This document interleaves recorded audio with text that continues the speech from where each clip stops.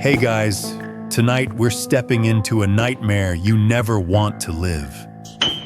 Picture this, you pull into Jerome, Arizona, a ghost town clinging to the side of a dusty hill where rusted mining carts sit frozen in time, and the wind carries secrets through cracked windows. The sun sets early here, casting long shadows that look like they could swallow you whole.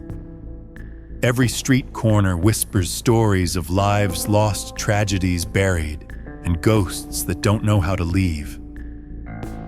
You probably won't want to be caught in a place where the past refuses to rest, especially if you hear the soft sounds of footsteps in an empty hallway or faint cries echoing from abandoned buildings. It's the kind of town where silence itself feels heavy, and every stare from a local feels like a warning. So before you get comfortable, take a moment to like the video and subscribe, but only if you genuinely enjoy what I do here. And hey, drop your location and local time in the comments. Let's see who's brave enough to watch this one live. Now dim the lights, lock your doors, and let's delve into tonight's chilling scenario together.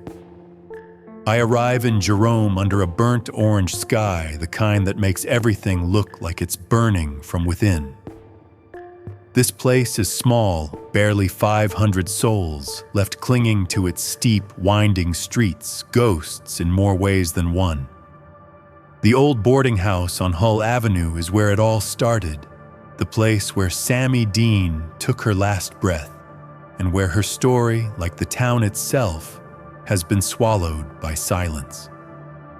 The boarding house stands like a forgotten relic, its peeling paint and broken windows giving it the look of something that's been left to rot, and maybe it has. Walking through its creaking halls, I feel eyes on me, though I'm sure no one's here. The smell of stale wood and dust is thick, but beneath that, something else lingers, something cold, like a shadow that doesn't belong. Sammy Dean was young, just barely out of her teens, working nights, and trying to survive in this forgotten patch of the world. Her body was found face down on the floor of one of the small rooms here, her neck bruised, fingernails shattered, as if she'd clawed at the air itself, trying to escape some unseen horror. But here's what's truly unsettling. There was no blood. No forced entry, no trace of the attacker, or even a hint of who might have been in the room with her that night. It's the kind of mystery that refuses to be solved. The local cops wrote it off, the town whispered prayers and moved on, but those who looked too close vanished in strange accidents or just disappeared. Like Sammy herself was a secret too dangerous to uncover. Standing in that room now, I can almost feel her, like the air holds a memory of terror frozen in time. This isn't just a murder case. It's a ghost story, a warning, and a secret waiting to bleed back into the light. And that's just the beginning.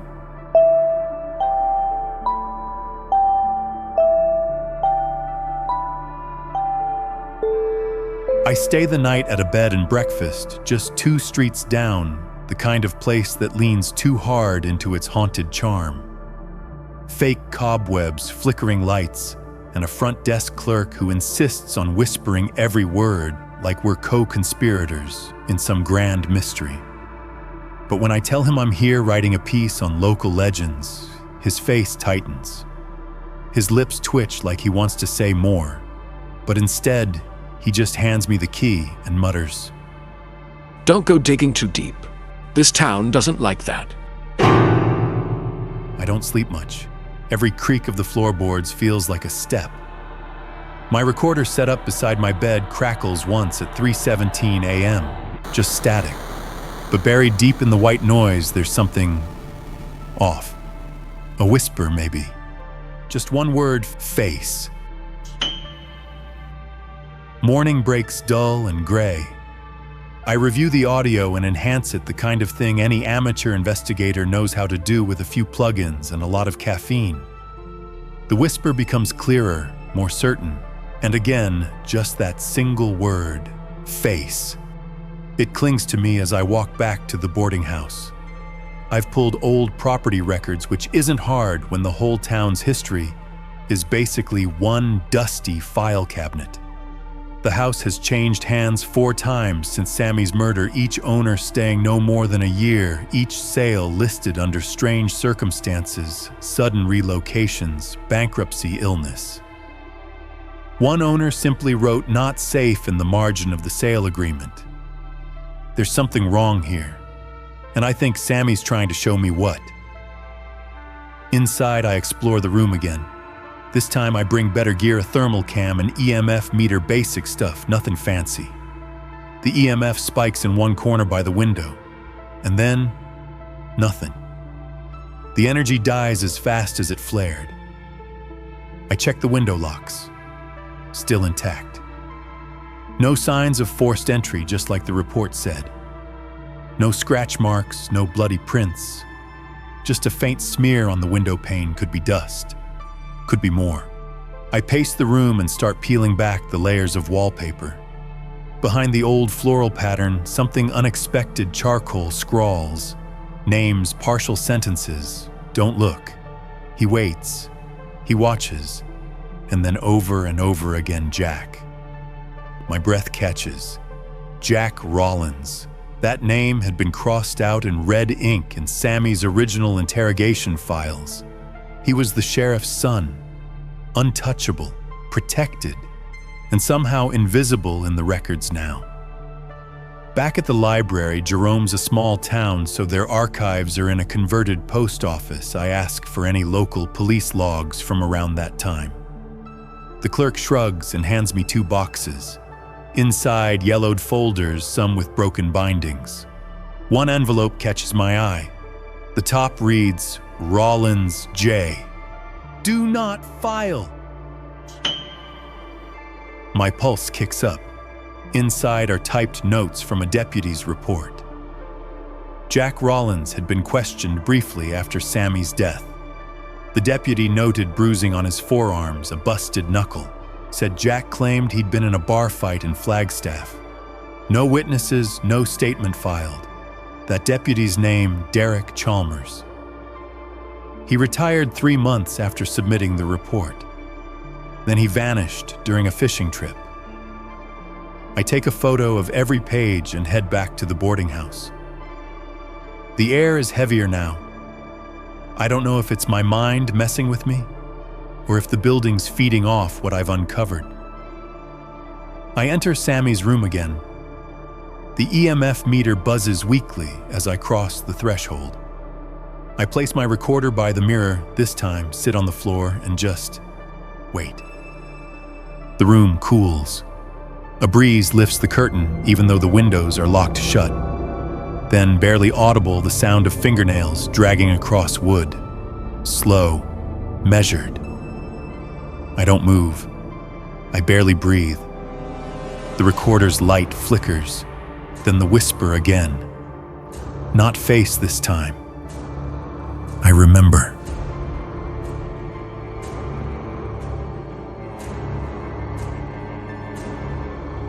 I don't sleep. After that whisper, I just sit there frozen on the floor, heart punching the inside of my ribs like it wants out. The air around me has weight now, like I'm underwater or like something unseen is pressing down from above. I replay the audio immediately. This time it's clearer. I remember. A woman's voice. Soft, painful, close. It's 4:12 a.m. I pack up and leave the boarding house in silence. Outside, the desert wind is still like the whole town's holding its breath. Back at my rented room, I start connecting dots because there's something forming here. Something bigger than just a ghost story. I go back through Sammy's coroner's report, downloaded from a PDF I found archived on an old blog before the town wiped most online references to the case. Cause of death was officially ruled as undetermined. That's not normal. Not for someone with clear bruising around the neck and shattered fingernails. That screams strangulation and struggle. But whoever did the autopsy left it vague, too vague. I make a list of people tied to the case who vanished or met strange ends. Deputy Derek Chalmers disappeared during a solo fishing trip no body ever found. Anna Paulson, a local reporter who tried reopening the case in 2016, died in a house fire. A historian named Colby Miles wrote an unpublished manuscript on hauntings in Jerome. He was found dead in his car from apparent carbon monoxide poisoning, though his family insists he never smoked, and the exhaust pipe had been stuffed with clothing, all connected to Sammy, all dead missing or erased. You don't need to be a seasoned detective to know when someone wants a case buried. I head to the town records office again, hoping to find anything on Jack Rollins. There's barely a file, no birth certificate, no arrest logs, no photos. I ask the clerk if she remembers him. She narrows her eyes. The sheriff's boy left town years ago, she says. After that girl died, things got quiet. Quiet how I push. She just shrugs, like no one wanted to talk anymore, like fear soaked into the walls. Before she can regret opening her mouth, I slip her a $20 and ask if she's ever seen Rollins since. She just mutters, "You don't see the dead, honey. You feel him." I walk out chilled, not because of what she said, but because Jack Rollins isn't officially listed as dead anywhere. So what is she not telling me? Back in the room, I comb through the audio again. I slow the whisper down, reverse it, enhance the bass tones. Something else emerges. A second voice layered underneath Sammy's male, distorted rasping. "You saw me. That changes everything. It's not just her spirit trapped here. There's something else, something intelligent, echoing her words, twisting them." I replay the clip for the 5th time and catch something horrifying. On the mirror, barely visible in the background, is movement, a blur behind my reflection. It's not me. It's not Sammy. The frame before it shows nothing. Then just for one moment you see it, a man's silhouette. Gaunt, tilting his head. No face. I bolt up from my laptop. My skin's crawling cold like ice water's been dumped down my back. That night I get a text from a burner number. No name. Just a photo. It's a newspaper clipping from 2004. Local boy questioned in murder of Flagstaff co-ed. The article was pulled offline years ago. But the photo, it's a grainy shot of Jack Rollins being escorted from a police cruiser. Even pixelated, I can tell he looks the same. Same jawline. Same haunted stare. But here's the kicker, the girl in that case. She looked just like Sammy. I rushed to compare their photos, same dark curls, same sharp cheekbones. It's uncanny, or maybe deliberate. Is he choosing them, hunting them? I call the Flagstaff PD, ask about the co-ed's murder. They transfer me to 3 different departments before someone tells me that case is closed. No public info available. But who was arrested? Silence. Was it Jack Rollins' clique? They hang up. By now I know one thing for sure, this isn't a haunting. It's a cycle, a loop, a repeated case over and over. Different towns, different names, same face. And I think Sammy's whisper wasn't just a message. It was a warning. The next morning, I returned to Hull Avenue. I don't want to, I shouldn't, but something's pulling me back. Like a rope tied around my rib cage, reeling me in. I bring my equipment recorder EMF meter thermal cam. This time I'm prepared to capture more than just whispers. The house feels colder. The front door creaks open slower, like it's resisting me. I step into the narrow hallway where wallpaper peels like sunburnt skin. Every floorboard whines under my boots. But it's not just sound. its intent. This place doesn't want me here. I pass room 6, Sammy's room. My chest tightens like I've just stepped into a freezer. I leave the door closed for now. Instead, I check the guest book in the front office. The entries are old, real pen and paper, scrawled handwriting. Flipping through dusty pages, I notice something strange. On the week of Sammy's death, there's no guest signature, just a blank space.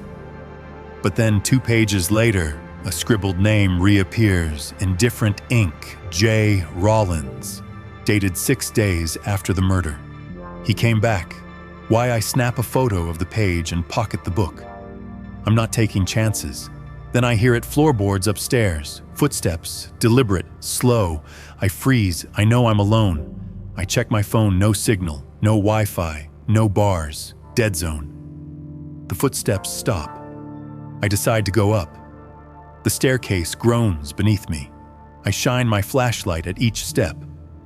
At the top, I find room 9, once locked, now open. A thin trail of ash runs from inside the room across the hall and straight into the wall. Inside, everything's covered in sheets. Dust chokes the air.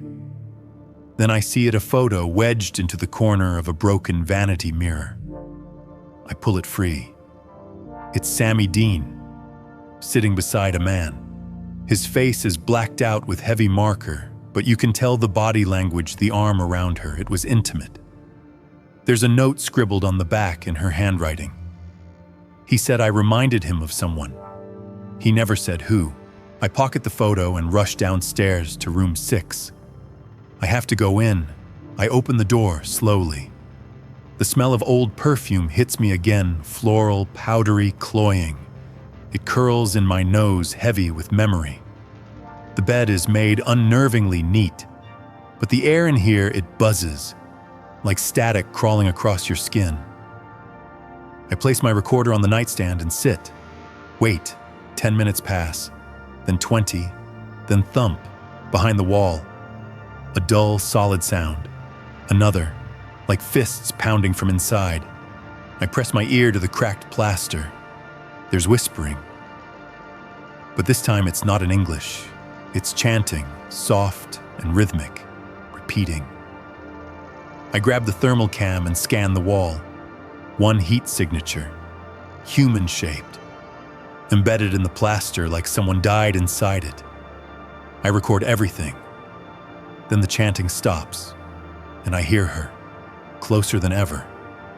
I remember his face, but he wore mine. Goosebumps rise up my arms. What does that even mean? I open the closet door almost without thinking. There's a panel at the back. I pry it open, revealing a crawl space lined with insulation and spider webs. And tucked in the corner, a red shoebox. I pull it out and open the lid. Inside, a small journal, a gold locket, and a newspaper clipping.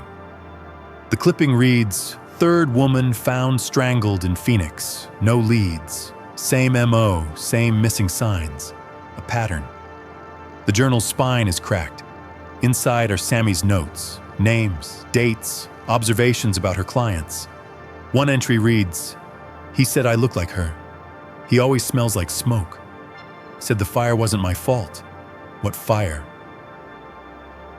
Another, "Tonight he got angry. Said I changed, that I wasn't her anymore." The entries grow more erratic. The handwriting shakes. The last page is just a scrawl. "If I die here, don't let him take my name again." My hand trembles. I realize what she meant. He doesn't just kill, he replaces. He mimics. Like a chameleon.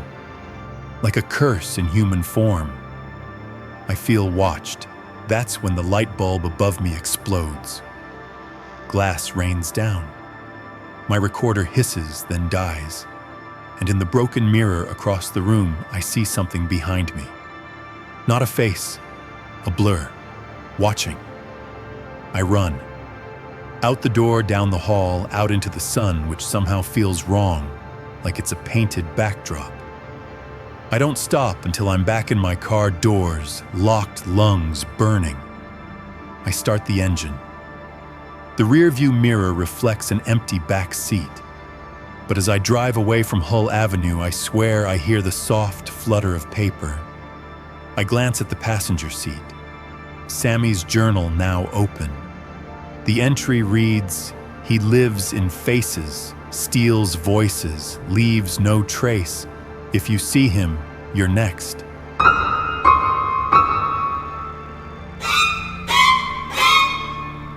I don't sleep.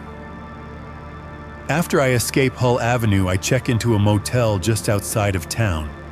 Door bolted, shades drawn. I keep all the lights on, even in the bathroom. The glow is harsh and artificial, but it keeps the dark corners at bay. I lay the evidence out on the desk, the journal, the photo, the newspaper clipping, the guest book snapshot, all of it forming a twisted puzzle. But there's one piece I can't shake: the phrase, "He wore my face." Who is this man? I start cross-referencing dates and names from Sammy's notes with missing persons cases around Arizona. The Phoenix clipping third victim, no leads. But what about the first and second? After 2 hours of digital digging, I find something. An unsolved cold case from Prescott. A woman named Lorraine Withers strangled, no defensive wounds, no signs of forced entry. Same year as Sammy, a few months earlier. The article says she worked nights at a bar popular with tourists. I search her image. My heart stutters. She could be Sammy's twin. Same jawline, same eyes, same hairstyle. Only, Lorraine was reported missing 2 months before Sammy's death. He was looking for her, and when he found Sammy, he saw her. My theory is taking shape. This man hunts women who resemble someone from his past. Maybe someone he lost, someone who burned. I remember Sammy's journal entry said the fire wasn't my fault. Was there a fire? I dig again. There it is, a house fire in Tucson. 7 years before Sammy's death. 3 victims, 1 survivor listed as Jack Rollins. I click through. No image, no mention of who the dead were, but something tells me they mattered. I type Jack Rollins into every police database I can access. Most articles are buried, sealed, or gone, but one mugshot slips through.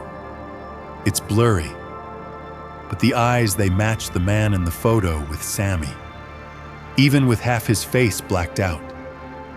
I try to print it, but my motel printer screeches and spits out a blank page, then another, this time with smudged ink forming faint letters. Stop. Nope.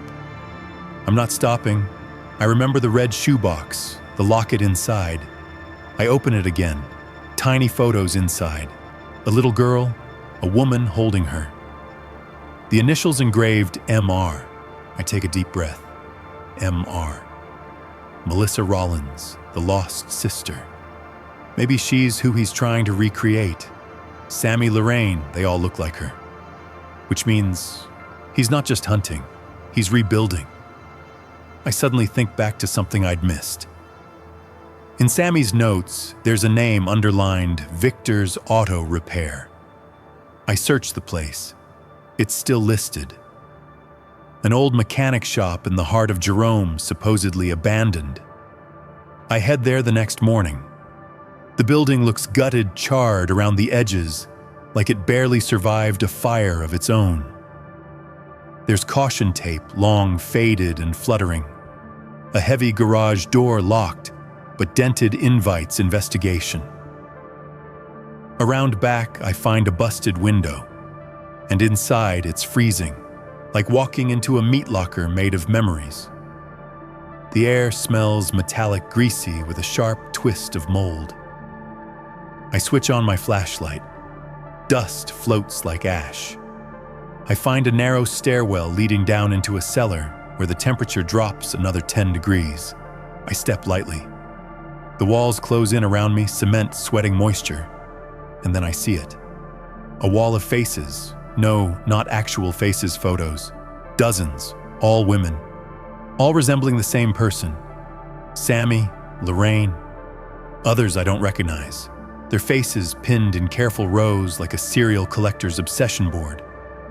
Underneath each is a name, a date, and beneath those a word carved into the cement in jagged strokes, her. I back away slowly. The air shifts. Something moves behind the shelves. I draw out my phone and start filming. "Who are you?" I whisper, my voice trembling. "Nothing." But the EMF meter in my pocket spikes. The light goes red. I pan the flashlight, and there's someone standing in the corner, not moving, just standing. I blink. Gone. No sound. No footprints. But where he was standing, I find something chilling, an old cassette recorder with a tape inside labeled May 12th, Final Session. I grab it and bolt back to the motel. Once safe, I dig out an old player, insert the tape, static.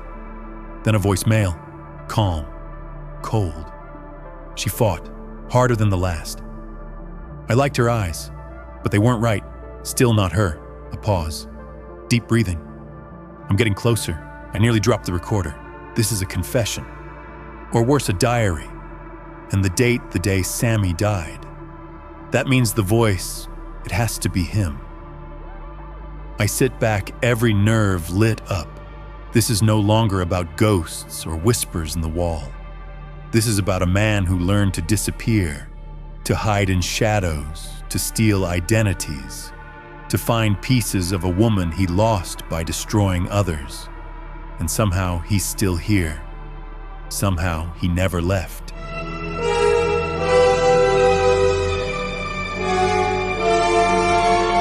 I barely sleep that night. The motel's flickering fluorescent light feels like a jury of blinking eyes judging me for poking the hornet's nest. I play that tape again and again, trying to catch every syllable, every breath, every crackle in the static that might hint at his location. But it's maddening. The voice is a ghost in the machine, disembodied yet sinisterly close. By morning, I've pieced together more from the tape.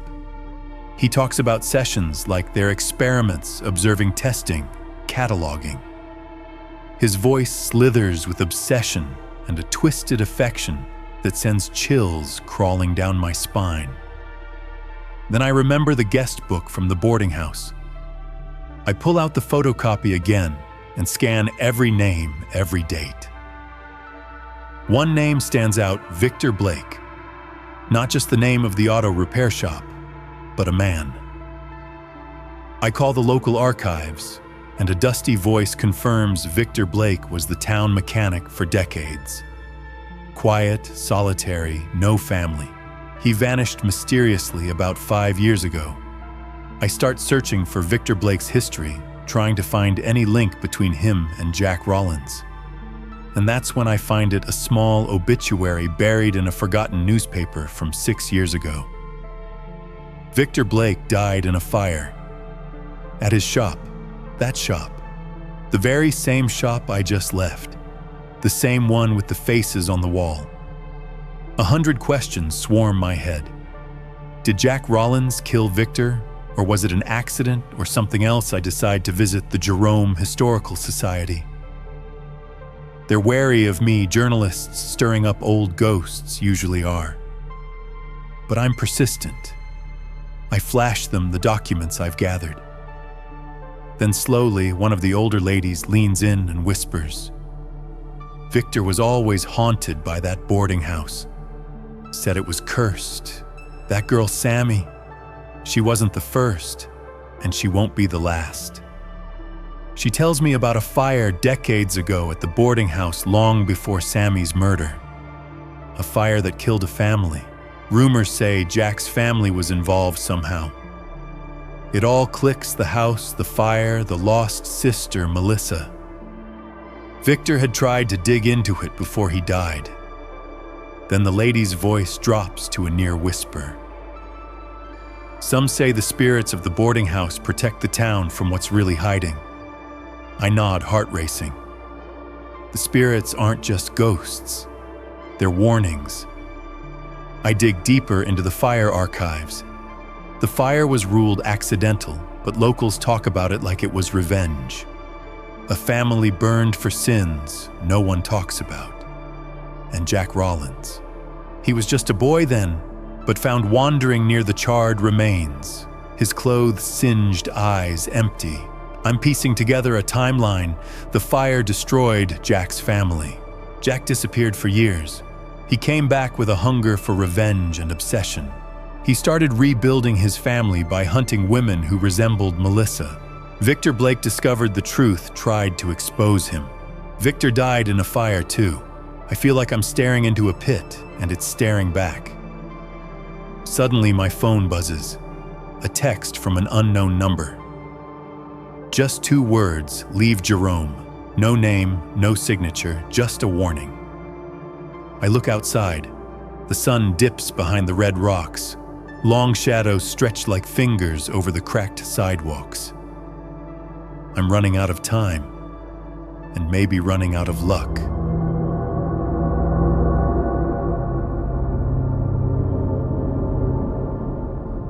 The warning text chills me more than the desert night air creeping through the cracked motel window.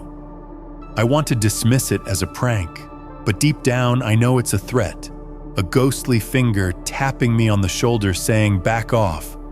But I'm too far in, too tangled. I pack my things, but my mind won't let me leave just yet. I have one lead left, Jack Rollins, or what's left of him. I dig through police archives and find an old yellowed file marked unsolved cases. There's a dusty folder about Jack's arrests and Flagstaff assaults with no charges filed. I cross-reference those dates with local reports from Jerome. Same pattern, women disappearing, rumors, whispered, then silence. One victim's name jumps out, Marla Jennings. She was a dancer, freelance like Sammy. Last seen at the boarding house. Never found. I tracked down Marla's sister, a jittery woman named Lydia, now living in a trailer park outside town. She answers on the 3rd ring, voice shaky. "I don't want to talk about it," she says. But something in her voice breaks. I press gently. She admits Marla confided in her about a man who followed her, watched her. A man with dark eyes and no remorse. She suspected it was Jack Rollins, but no one believed her. Lydia's voice catches. After Marla disappeared, I kept seeing her in my dreams. But not like she was dead. Like she was trying to tell me something. Her eyes glisten. I ask if she ever visited the boarding house. Yes. Once, I found something in Marla's room, something she hid. A scrap of paper with a drawing of a woman's face, but the eyes were crossed out. And the words, "Don't look. He watches." I promise to keep her safe. But when I hang up, my gut twists. The phrase "he watches" is the same one I heard whispered in my own nightmares. Back at the boarding house, I take a closer look around Marla's old room. The floorboards creak beneath my feet, and the air smells like stale perfume and dust. On the wall, almost invisible under peeling wallpaper, I spot faint scratches, like someone tried to write or claw their way out. The scratches form letters. I kneel and trace them with a flashlight. Find me. Cold dread creeps into my bones. Then, from behind, a soft creak. I spin around. Empty hallway. But the temperature drops sharply. The hairs on my neck stand on end. Suddenly, a faint whisper rides the stale air. "Help me." I snap a picture of the scratches and head back outside. I'm caught between 2 worlds, the living tangled in their fears and secrets, and the dead desperate for justice. As I walk back to my car, I realize this case is more than cold. It's frozen, trapped in a loop of pain and silence, and unless I break it, more will disappear into the shadows. The following day, I decide to follow the thread Lydia gave me, the drawing with crossed-out eyes, and that chilling warning, "Don't look." He watches.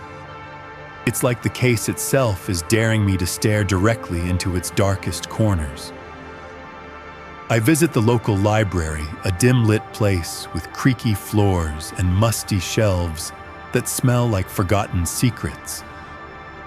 I scour through newspaper archives hunting for any mention of Marla Jennings, Jack Rollins, or other strange disappearals. There it is, a grainy photo of a young woman on a missing persons poster, the same face from Lydia's description. The caption reads, "Marla Jennings, last seen at Hull Avenue boarding house 10 years ago." A chill rattles down my spine. The timeline fits, the location fits. But there's something else, a strange symbol scrawled beside her name, almost like a signature. It looks like a twisted hibiscus flower. I dig deeper and find other missing persons cases around Jerome, all tied to freelance dancers or women with troubled pasts.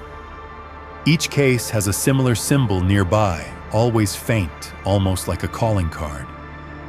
That's when I realize this isn't just about one killer. This is a message, an obsession with that symbol, with Bloom's death and preservation. I cross-reference the symbol with online occult forums and dusty anthropology books.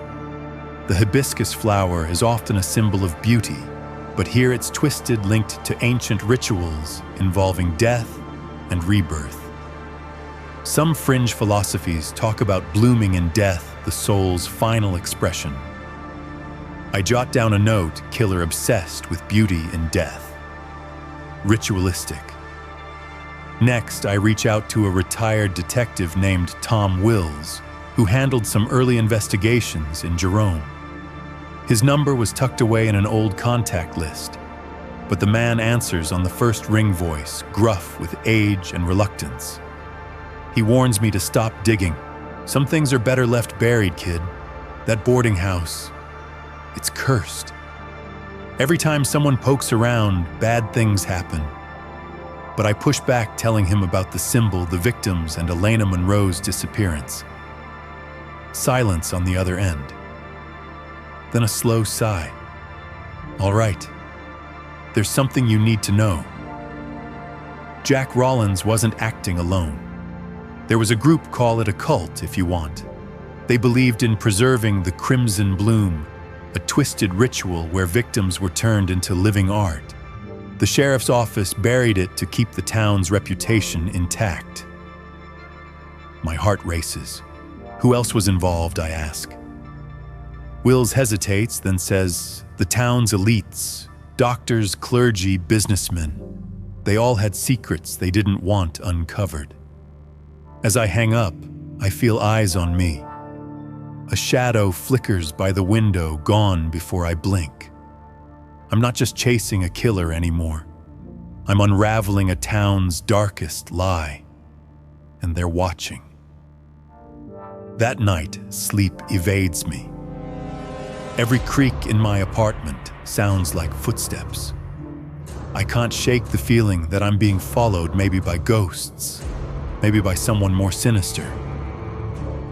The line between reality and paranoia blurs, but I push myself to stay sharp.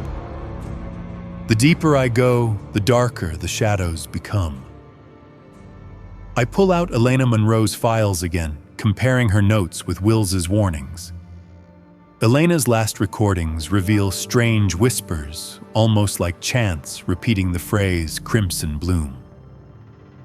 Was she hearing the cult's rituals, or were those the voices of victims trapped between life and death?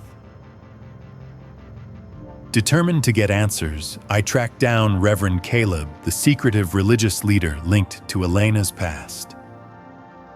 His church is a crumbling stone building perched on a hill, stained glass windows, shattered weeds choking the steps. Inside, the air is thick with incense and old prayers. Caleb is a thin man with cold eyes that don't quite meet mine. His voice is smooth but chilling as he answers my questions. I only guided her to salvation, he says, eyes flickering.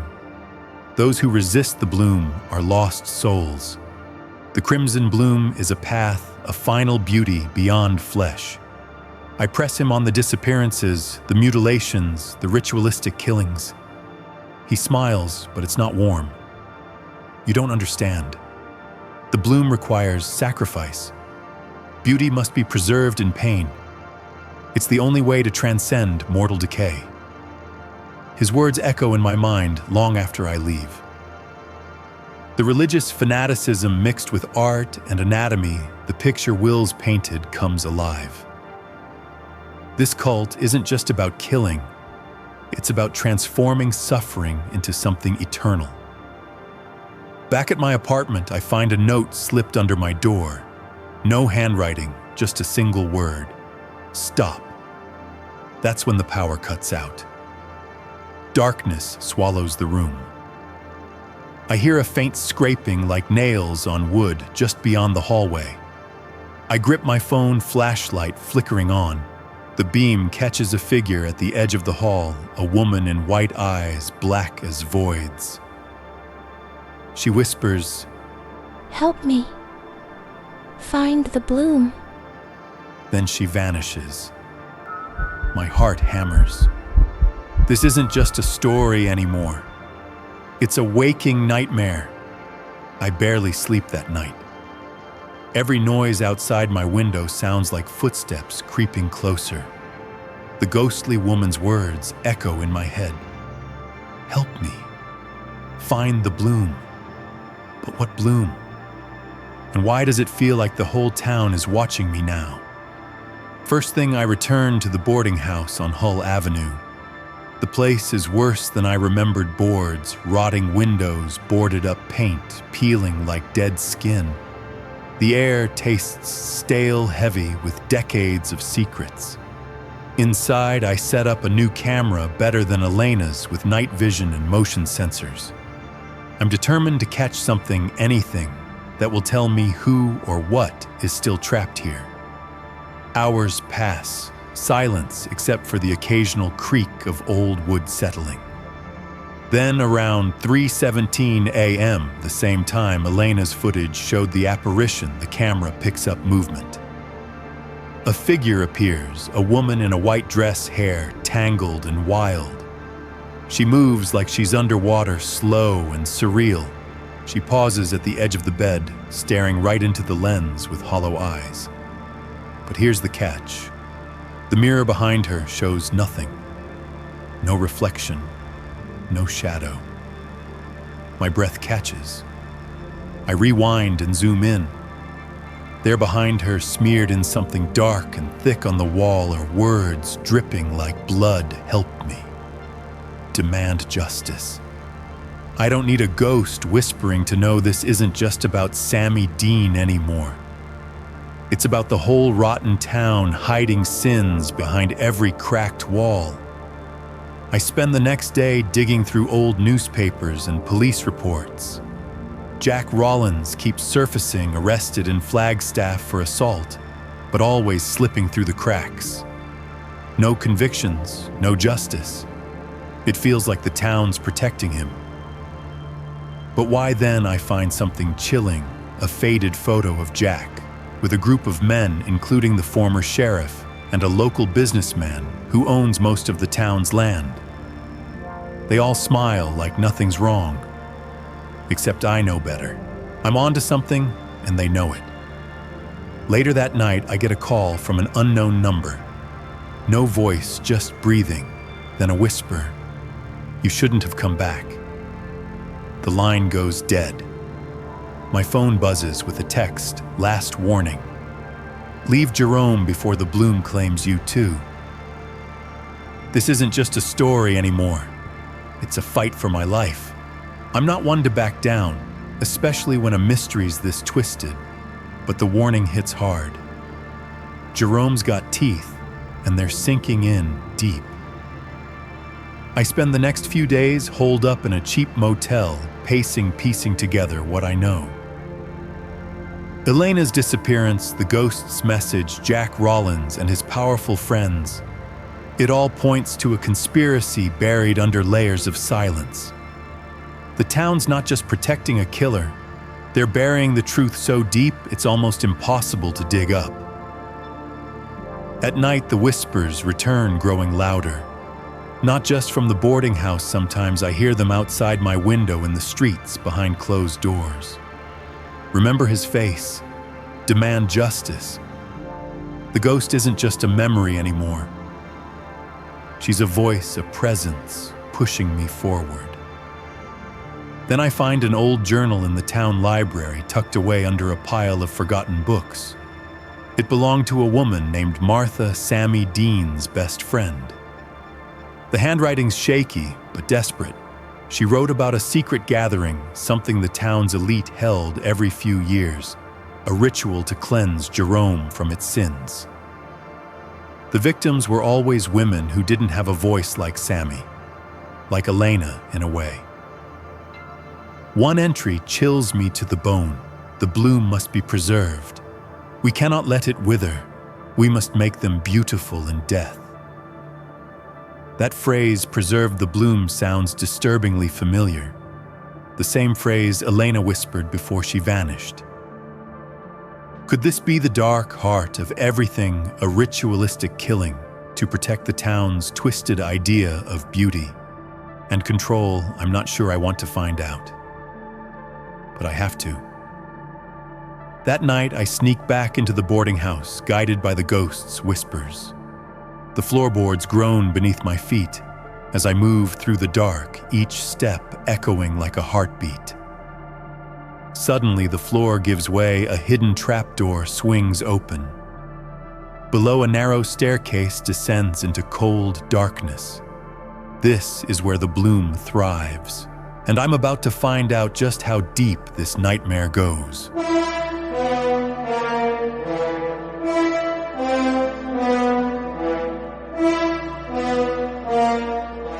The air down here is thick, heavy with dust, and something more, something metallic, sharp.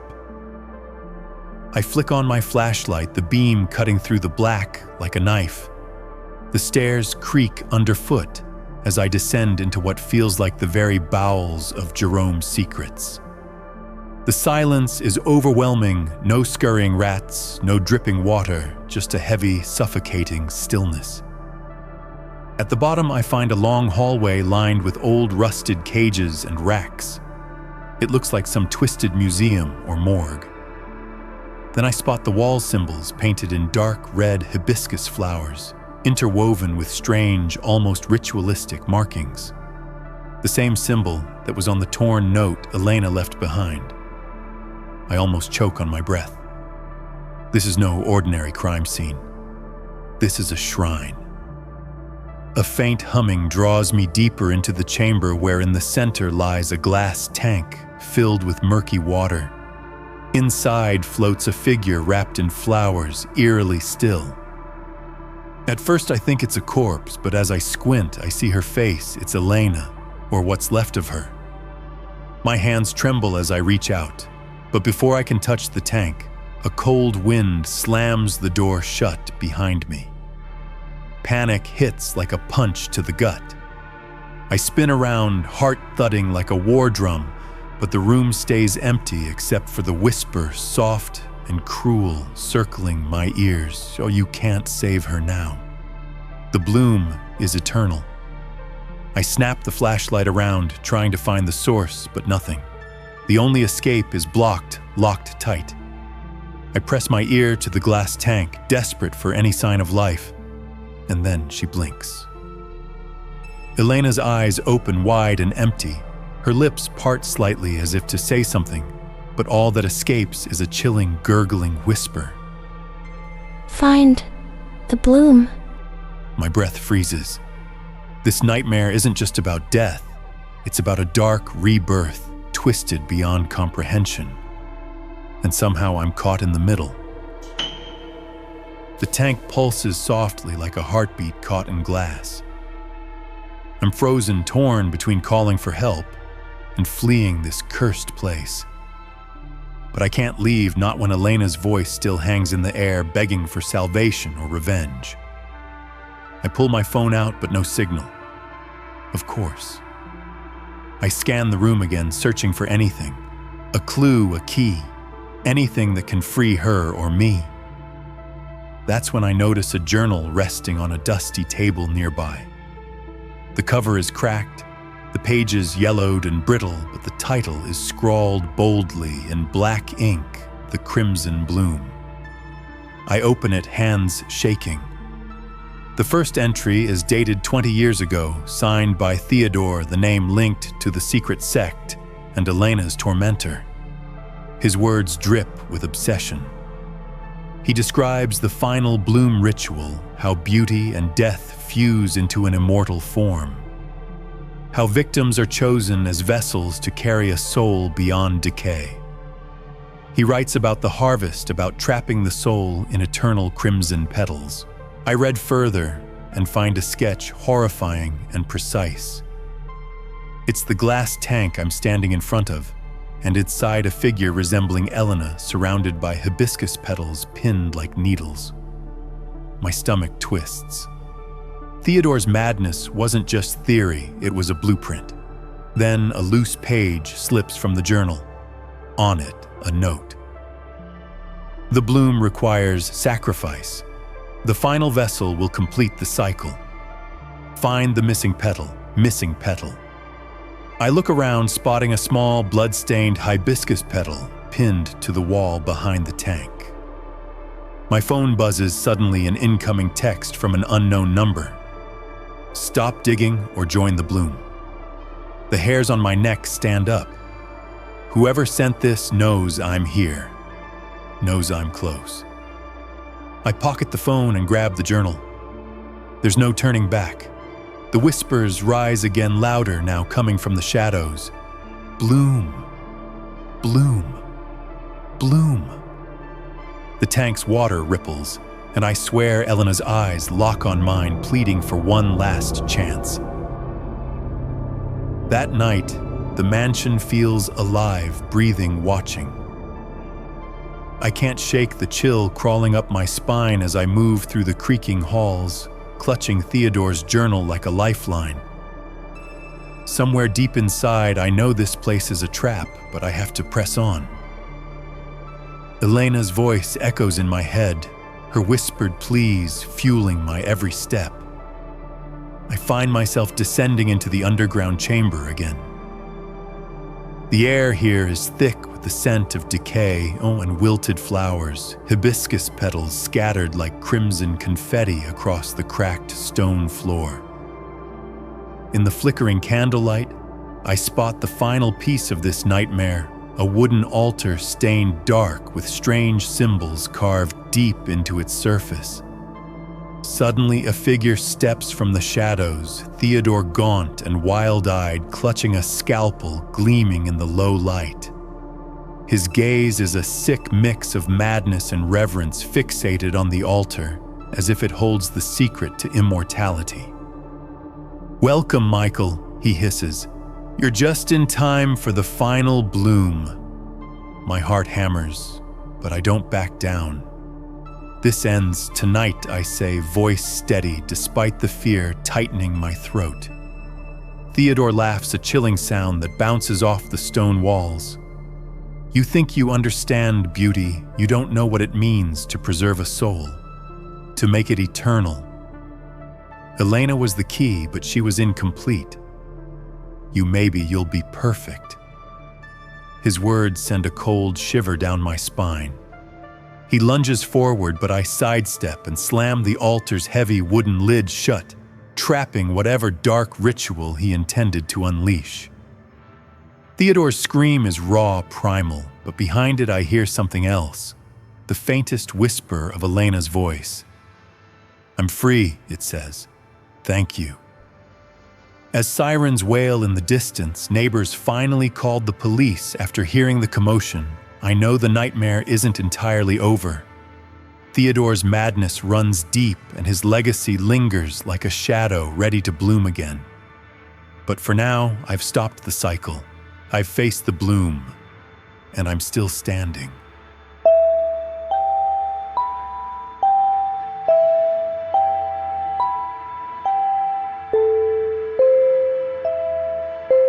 The morning light creeps through cracked windows, casting long shadows that stretch like ghosts across the cold floor. I'm sitting outside the mansion, the world slowly waking up while my mind races with everything I've seen and heard. Elena's disappearance. Theodore's twisted obsession, the silent screams locked away beneath this hill. It all feels unbearably heavy, like the weight of 1,000 lost souls pressing down on my chest. I pull out my phone, fingers trembling, and send a quick message to the department. The case is finally ready for its close-up, the truth laid bare, exposed like the dark petals of a hibiscus in full bloom.